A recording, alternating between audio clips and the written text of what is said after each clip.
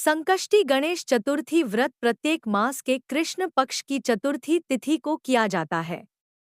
ऋषिगण पूछते हैं कि हे स्कंद कुमार, दरिद्रता, शोक, कुष्ठ आदि से विकलांग, शत्रुओं से संतप्त, राज्य से निष्कासित राज, सदैव दुखी रहने वाले, धनहीन, समस्त उपद्रवों से पीड़ित, विद्याहीन, संतानहीन, घर से निष्कासित लोगों, रोगियों एवं अपने कल्याण की कामना करने वाले लोगों को क्या उपाय करना चाहिए, जिससे उनका कल्याण हो और उनके उपरोक्त कष्टों का निवारण हो। यदि आप कोई उपाय जानते हो तो मुझे उसे अवश्य बतलाइए।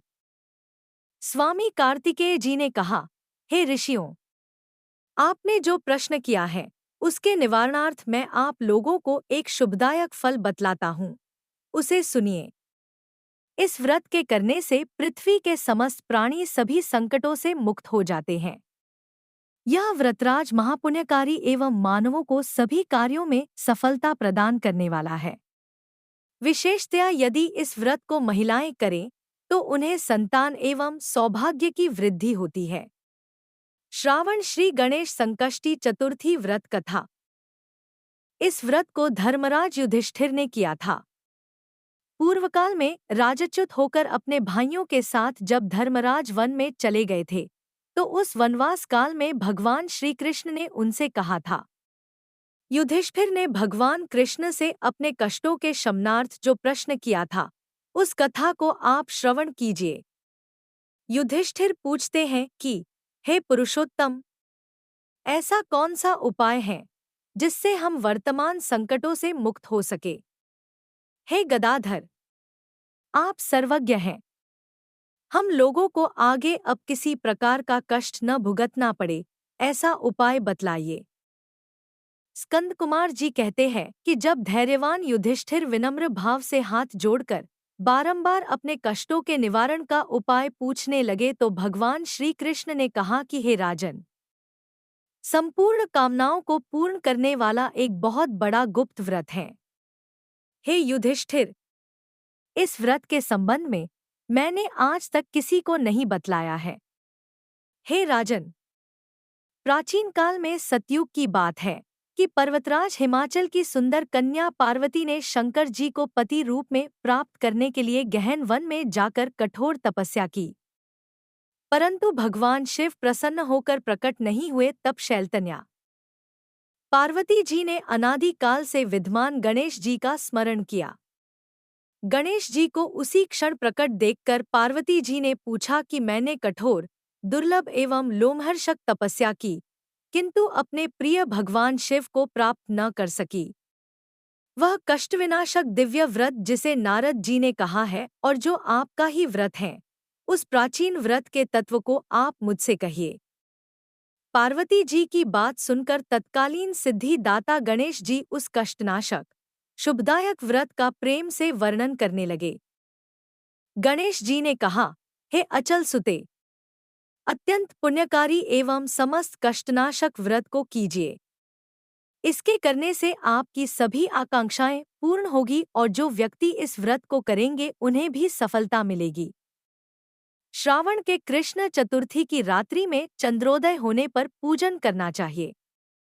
उस दिन मन में संकल्प करें कि जब तक चंद्रोदय नहीं होगा मैं निराहार रहूंगी। पहले गणेश पूजन कर ही भोजन करूंगी। मन में ऐसा निश्चय करना चाहिए। इसके बाद सफेद तिल के जल से स्नान करें, मेरा पूजन करें तथा अपनी सामर्थ्य के अनुसार सोने, चांदी, तांबे अथवा मिट्टी के कलश में जल भरकर उस पर गणेश जी की प्रतिमा स्थापित करें। मूर्ति कलश पर वस्त्राच्छादन करके अष्टदल कमल की आकृति बनावें और उसी मूर्ति की स्थापना करें। तत्पश्चात षोडशोपचार विधि से भक्ति पूर्वक पूजन करें। मूर्ति का ध्यान निम्न प्रकार से करें। हे लंबोदर, 4 भुजा वाले, 3 नेत्र वाले, लाल रंग वाले, हे नीलवर्ण वाले, शोभा के भंडार, प्रसन्न मुख वाले गणेश जी, मैं आपका ध्यान करता या करती हूँ। हे गजानन, मैं आपका आवाहन करती हूँ। हे विघ्नराज, आपको प्रणाम करती हूँ, यह आसन है। हे लंबोदर, यह आपके लिए पाद्य है। हे शंकर सुवन, यह आपके लिए अर्घ्य है। हे उमापुत्र, यह आपके स्नानार्थ जल हैं। हे वक्रतुंड, यह आपके लिए आचमनीय जल है। हे शूर्पकर्ण, यह आपके लिए वस्त्र हैं।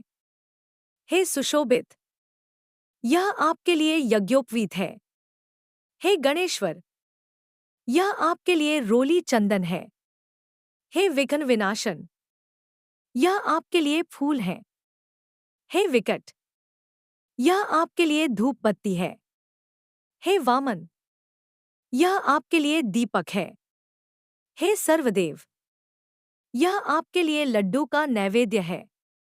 हे देव, यह आपके निमित्त फल है। हे विघ्नहर्ता, यह आपके निमित्त मेरा प्रणाम है। प्रणाम करने के बाद क्षमा प्रार्थना करें। इस प्रकार षोडशोपचार रीति से पूजन करके नाना प्रकार के प्रसादों को बनाकर भगवान को भोग लगाएं। हे देवी, शुद्ध देशी घी में 15 लड्डू बनाएं।